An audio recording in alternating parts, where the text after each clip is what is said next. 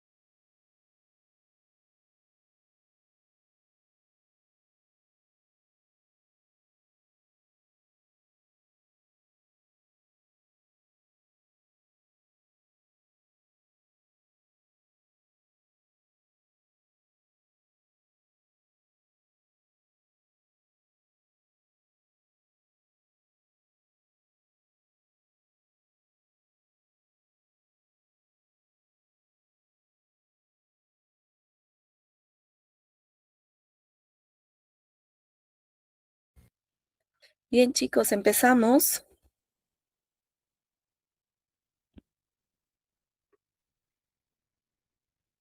Ya, bien.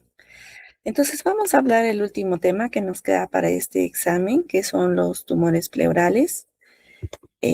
Recordemos, chicos, que la pleura es una estructura que le va a permitir al pulmón esa dinámica de inspiración y expiración sin que haya daño ni roce con la pared torácica.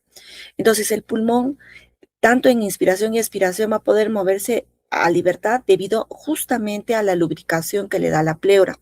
La pleura va a ser esa cubierta que tienen los pulmones pero que no está exenta de afectación maligna. Recuerden que la pleura es la parte más inervada y cuando el paciente tiene dolor a la inspiración es porque se ha afectado la pleura. Per se, el parénquima pulmonar no tiene una inervación propia. La pleura visceral sí y la pleura parietal también. Por eso es que cuando nos dan neumonía con un poco de derrame pleural o empezamos a hacer los derrames pleurales, el paciente tiene un dolor en hincada intenso que no le permite hacer una inspiración profunda. Esta pleura está constituida por una sola capa de células mesoteliales y además tejido conectivo subyacente, que le van a permitir además hacer ese intercambio de líquidos debido al gran tejido linfático que tiene. Entonces, cuando nosotros valoramos los tumores pleurales, vamos a tener tumores pleurales primarios y tumores pleurales secundarios, sobre todo los metastásicos.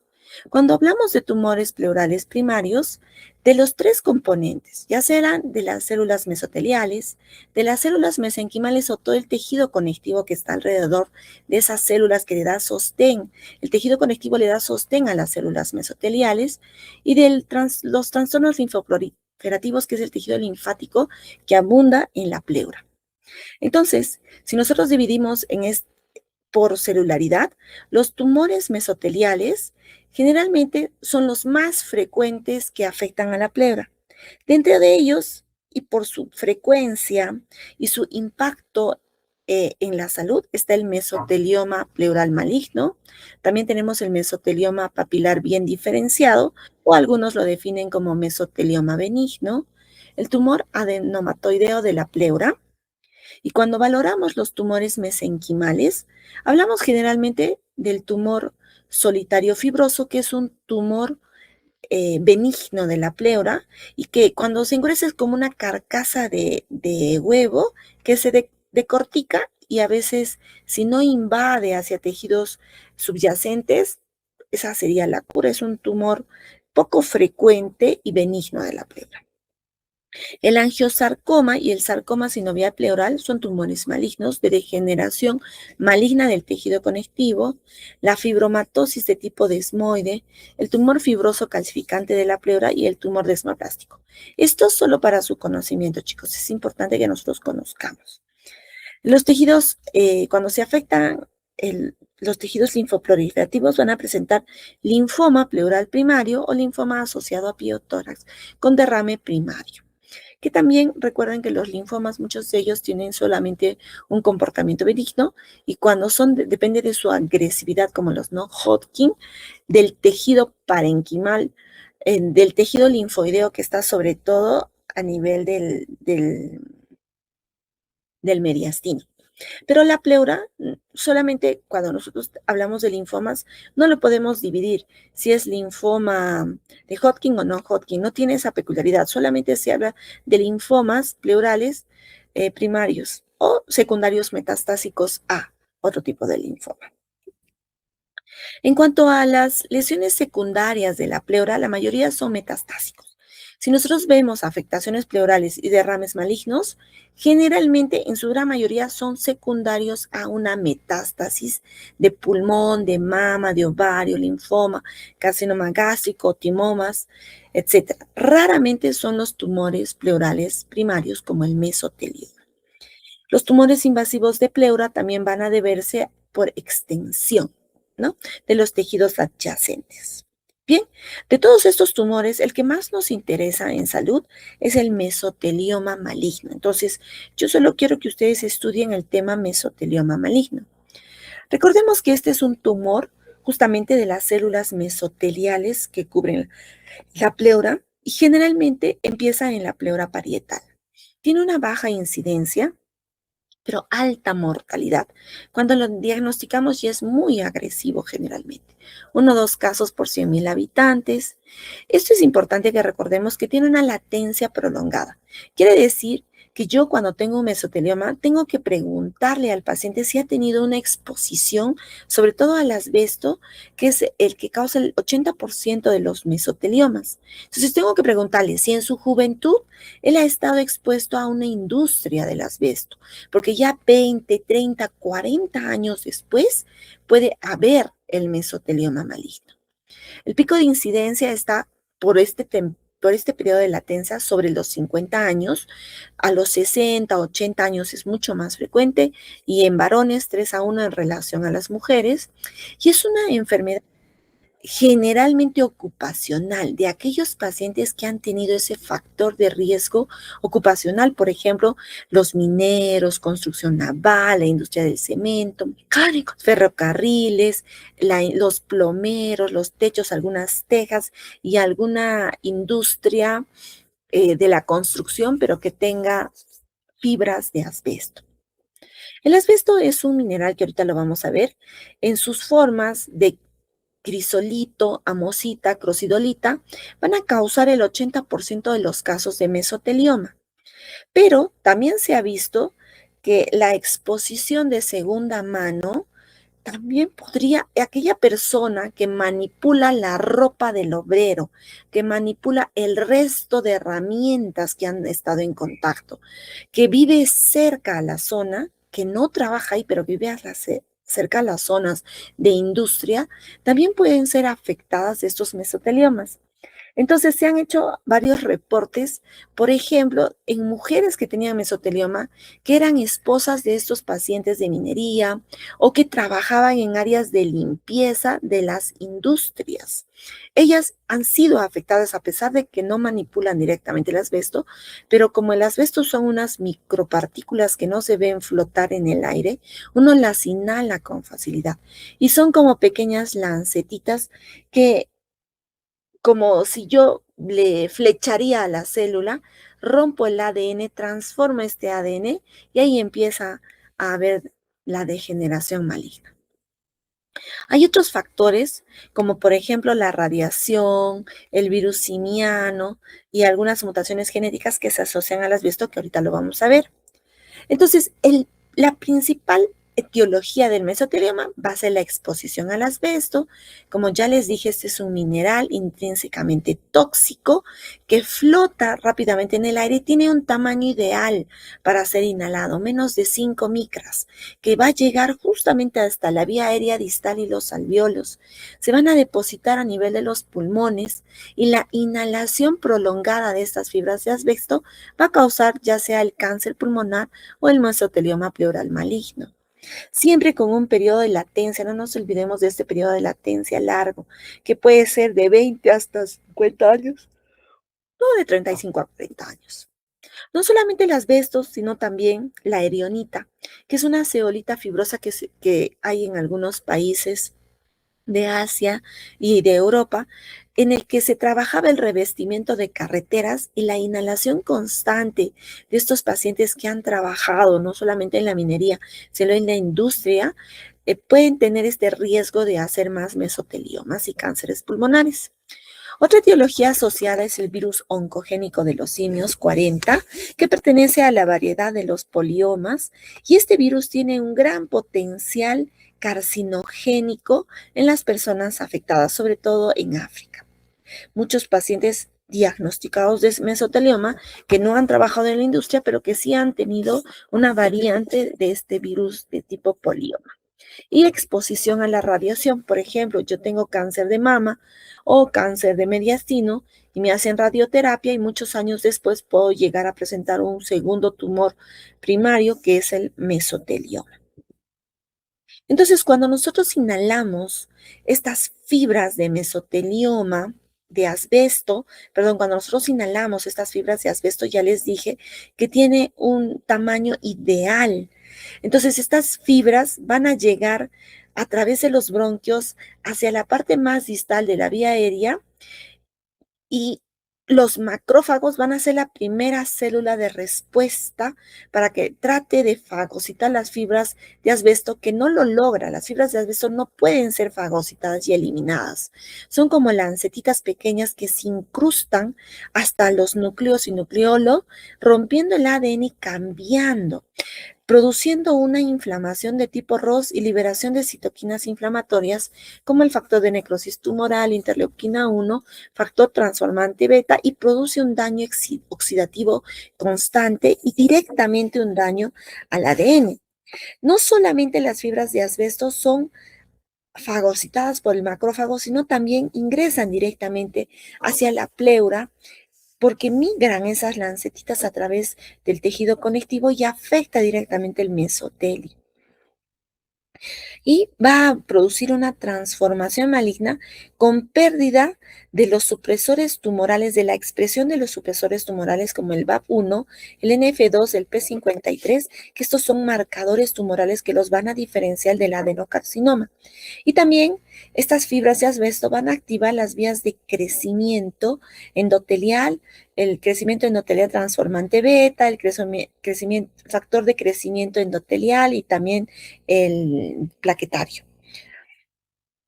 Entonces, cuando nosotros inhalamos estas fibras de asbesto, recordemos que van a ser fagocitadas, uno por los macrófagos y otro un daño directo, van a atravesar hasta la pleura parietal. Y no solamente queda ahí porque puede llegar, como en los estadios más avanzados, a afectar incluso las pleuras viscerales del peritoneo y también del pericardio. Ya habíamos dicho que los macrófagos que tratan de eliminar las fibras de asbesto van a hacer un estrés oxidativo permanente, desencadenando la liberación de mediadores inflamatorios de tipo ROS y también el reclutamiento de más células que van a producir angiogénesis y los factores de crecimiento endotelial, junto con la inactivación de estos genes supresores que están mencionados ahí y van a producir mayor crecimiento y transformación mesotelial. Entonces, cuando nosotros hacemos las biopsias y revisamos la histología, vamos a tener tres tipos principales de mesotelioma maligno: el epitelial en un 60%, el mixto en un 25% y el sarcomatoide en un 15%. Esto nos los da el patólogo, el tipo, nos los va a dar el patólogo. Sin embargo, es muy importante que nosotros hagamos la inmunohistoquímica para ver si es un tumor primario de pleura o es, por ejemplo, un adenocarcinoma secundario al asbesto que invade la pleura y simula un mesotelioma. Para eso están los marcadores tumorales. Los mesoteliomas malignos tienen marcadores tumorales específicos como la calretenina, el antígeno de membrana epitelial, las citoqueratinas, las mesotelinas, que son los marcadores de malignidad más importantes que se encuentran en el mesotelioma. Entonces, esto nada más es para recordar que los mesoteliomas pueden ser los malignos, son los mesoteliomas epitelioides, sarcomatoides, los mixtos o bifásicos y los mesoteliomas localizados. En cambio, el tumor fibroso y el tumor adenomatoideo pueden tener un comportamiento benigno, incluido con el mesotelioma de bajo grado, como el mesotelioma in situ. Cuando nosotros vemos a los pacientes con mesotelioma, van a manifestar fundamentalmente disnea y dolor. Es como que la pleura se engruesa y ya no le deja esa elasticidad en la inspiración.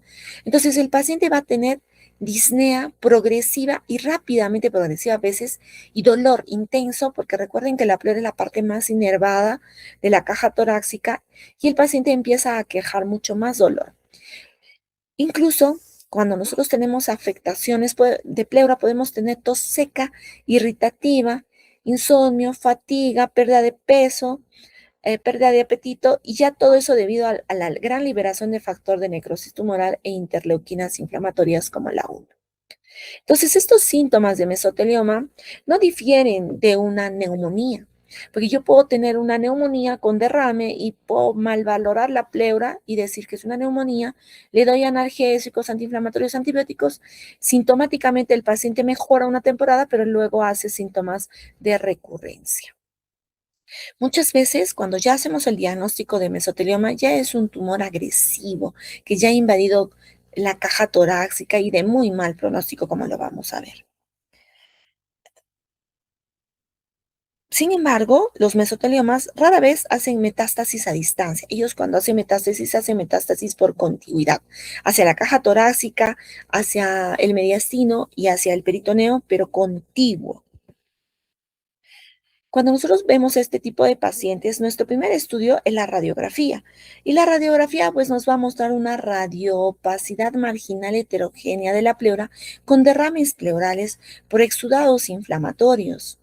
Entonces, si nosotros queremos ver y valorar bien la pleura, tenemos que hacer una tomografía con contraste que nos va a permitir ver esas nodulaciones y engrosamientos irregulares de la pleura asociados probablemente a, a derrames pleurales loculados.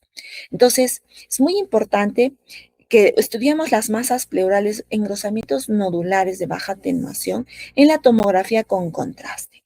También podemos ver el patrón de propagación que tiene hacia la pleura adyacente, hacia las fisuras o incluso hacia la envoltura pulmonar y hacia la pared torácica. Todo eso nos va a permitir valorar la tomografía con contraste. Sin embargo, siempre se debe complementar y es ideal complementar con el PET scan, ya que el PET scan nos va a permitir ver zonas calientes de captación y de metabolismo alto que tiene el mesotelioma, característicos de ese mesotelioma. Esto nos va a complementar a hacer un buen estadiaje del TNM y poder plantearle la terapéutica ideal al paciente. Entonces, cuando nosotros valoramos al mesotelioma, a los mesoteliomas, no solamente tenemos que ver la pleura de la caja torácica, sino también recordemos que hay pleura visceral y el mesotelioma puede invadir la pleura visceral y podemos confundirnos con pequeñas masas o nódulos del parénquima pulmonar. Tenemos que valorar el plano graso extrapleural, la extensión directa hacia hueso, músculo o hacia otros tejidos periféricos adyacentes, pero a la pleura parietal. Cuando nosotros hacemos biopsias, también se ve muchas veces, es muy invasivo y agresivo, que durante todo el canal hasta la piel, el tejido puede llegar a desarrollarse a través de esta biopsia. El derrame pericárdico en el estadiaje después del 3 es muy frecuente encontrar derrames pericárdicos en estos pacientes.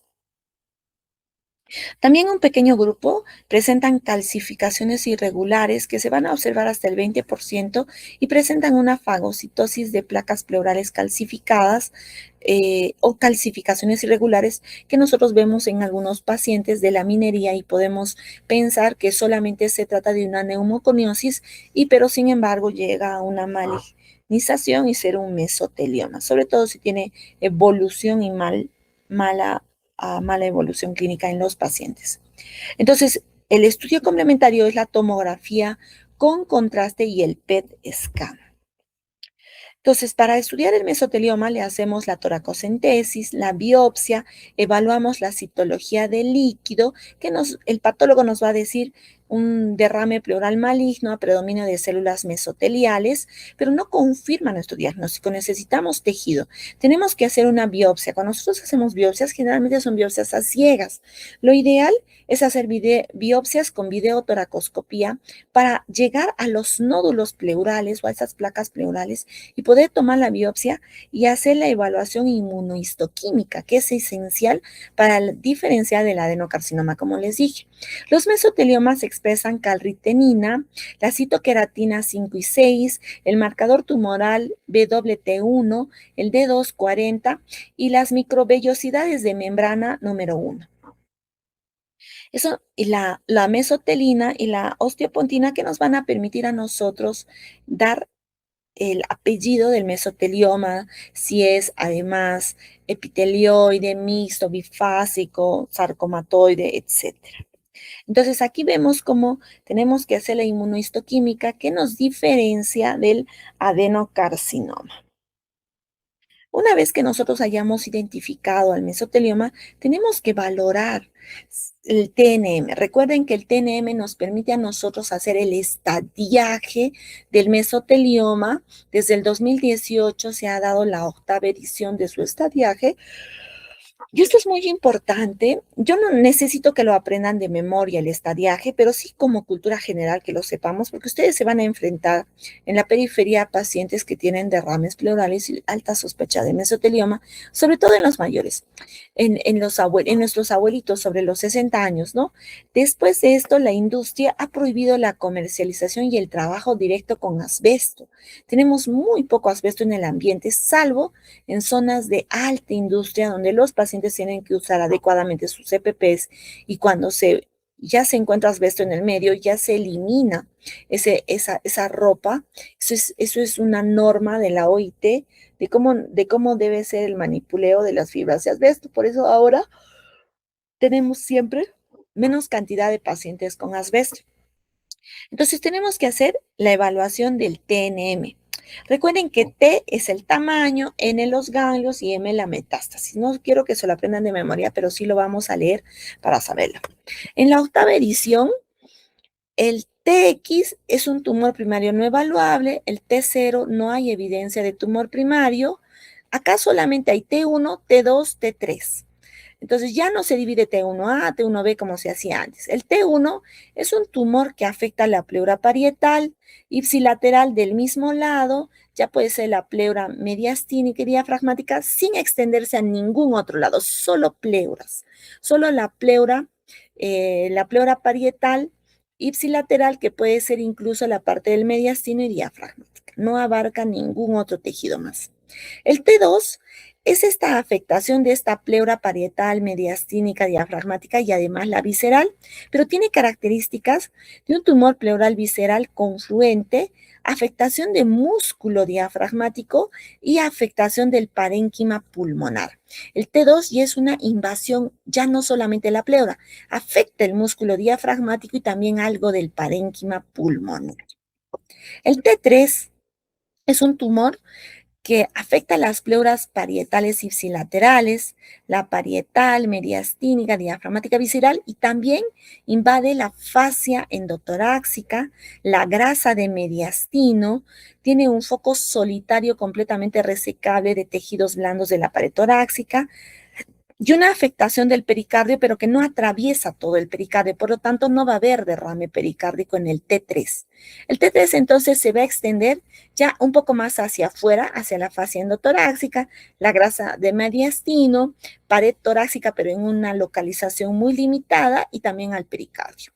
El T4 es el tumor de superficies pleurales ipsilaterales, pero que tienen una invasión difusa hacia todo lado, ya invade más profundo, hacia pared torácica, hacia costillas, todo el diafragma, atraviesa el diafragma y el peritoneo de los músculos del peritoneo abdominal, la invasión de mediastino, del pericardio, con derrame pericárdico, incluso del músculo cardíaco, invade hacia la pleura contralateral, la columna vertebral o los plexos, invasión transmural hacia todo lado. Entonces es un T4 muy invasivo, pero no se considera todavía metástasis porque está adyacente al tumor.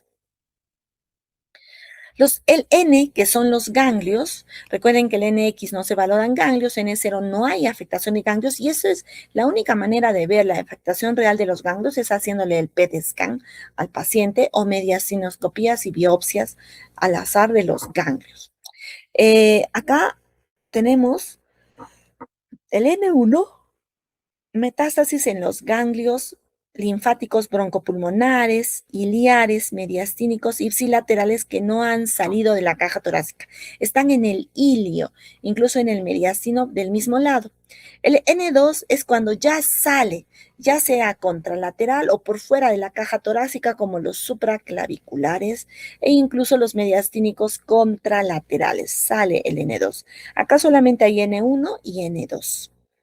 Y la metástasis se divide en MX, no se evaluó la metástasis, M0 no hay metástasis y el M1 metástasis a distancia. Recuerden que los mesoteliomas raramente hacen metástasis. En base a eso, yo lo voy a estratificar en estadio 1, 2, 3, 4. El estadio 1 es operable, pero además yo puedo hacerle quimioterapia y radioterapia al paciente adyacente por su gran recurrencia y recidiva que tienen los mesoteliomas. A partir del estadio 2, yo puedo hacer una, una reducción citológica del tumor, pero siempre, siempre tengo que ser mucho más agresivo en la radioterapia y quimioterapia. Entonces, cuando yo veo a este tipo de pacientes y le planteo el tratamiento quirúrgico en el estadio 1, yo puedo hacer una excisión amplia, local, incluso del tejido sano periadyacente. Puedo hacerle una pleurectomía y decorticación total de toda la pleura, sacar y evitar el riesgo. Puedo hacer una neumonectomía con todo el vaciamiento del revestimiento del tórax, incluido parte del diafragma, o cuando ya no puedo hacer cirugía, simplemente hacer la pleurodesis y evitar que haga derrames recurrentes el paciente y sinequear las pleuras. Esto va a depender del estadiaje en el que está el paciente, pero no solamente, el tratamiento solamente en el estadio 1 es quirúrgico, asociado a radioterapia local o quimioterapia.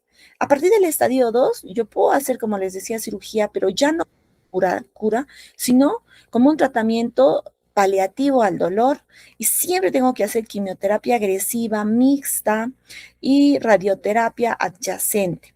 Los fármacos que más se utilizan es el cisplatino, el premetrexed, que han probado una evidencia siempre limitada en el pronóstico de vida, sobre todo la quimioterapia para manejo del dolor y para manejo del derrame recurrente asfixiante en estos pacientes. La radioterapia también es paliativa para el dolor, la disfaxia o profiláctica en algunos sitios de biopsia cuando no lo tipificamos adecuadamente. Sin embargo, cuando nosotros hacemos la inmunistoquímica adecuada, podemos darle, como en otros tumores, los biológicos, como el nivolumab, que ha mostrado una mayor sobrevida en los mesoteliomas, el ipilimumab, que también ha sido aprobado, y algunas terapias dirigidas antimesotelina, que son biológicos dirigidos para este marcador tumoral que tiene expresado el mesotelioma. Y también podemos hacerle quimioterapia intraperitoneal, hipertérmica, etcétera, cuando tenemos extensión del mesotelioma. Recuerden que el mesotelioma no solamente es mesotelioma pleural, tengo también mesotelioma del peritoneo primario, del peritoneo, mesotelioma primario del pericardio, mesotelioma primario de la vaina vaginal que cubre las vías geniturinarias de algunos pacientes. Entonces, el mesotelioma pleural es la afectación justamente de las células mesoteliales de la pleura, pero donde existen células mesoteliales puede haber expresión de mesoteliomas, la mayoría siempre asociados al asbesto y a la expresión oncogénica de algunos virus, ¿no? Bien, chicos, mesotelioma es un tema corto. Yo necesito que sepan bien los factores de riesgo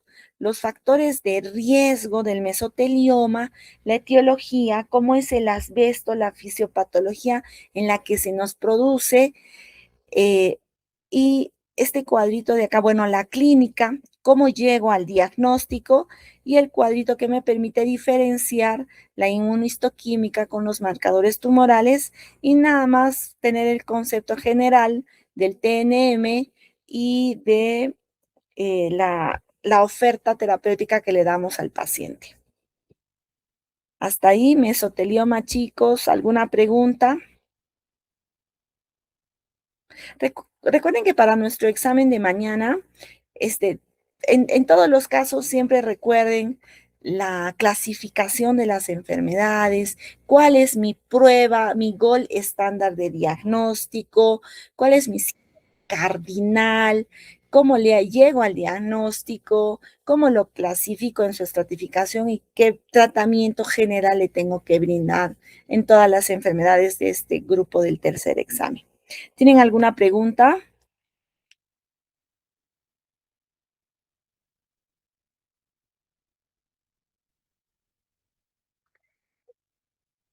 Bien, chicos, entonces mañana todos nos encontramos 4:30 en Collana para el último examen. El siguiente jueves va a ser la entrega de notas y si alguien quiere dar su usa, me avisa el día que van a dar. ¿Ya? Bien, chicos, nos vemos mañana. Cuídense.